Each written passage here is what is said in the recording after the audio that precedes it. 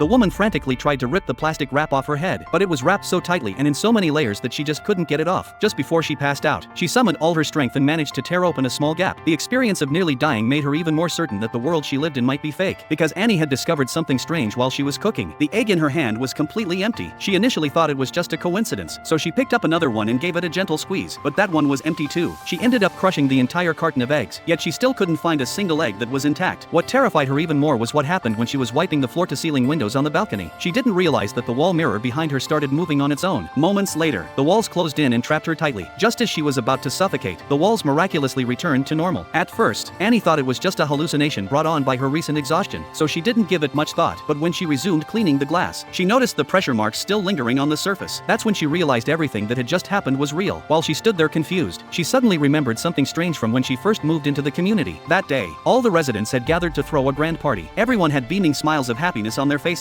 Everyone except Ellie. She told the crowd they weren't supposed to be there, but everyone just assumed she was having another mental breakdown. After all, this place was known as the happiest community in the country. It had been meticulously built by the man now standing before them, Frank, who had spent a fortune creating it. Every family who moved in was given a spacious luxury villa. No exceptions. Even the cars were all fully loaded top-tier models. But that wasn't all. The company also provided each man with an enviably high-paying job. There were only two conditions to join the community. First, the men had to work for Frank's company and report to headquarters every day. Second, no one was allowed to go near the northern desert. Anyone who did would face unpredictable and severe consequences. Life in the community followed a strict routine. Every morning, the women would step outside on schedule to see their husbands off to work. Then they could spend the rest of the day enjoying leisure and freedom. But Ellie broke the rules. She tried to cross the northern desert with her son. By the time the security guards found her, the child was already gone, and she kept insisting the community was nothing but a scam. She warned everyone to get out immediately. At that point, Annie could no longer suppress the feeling inside her, so she boarded the bus heading north.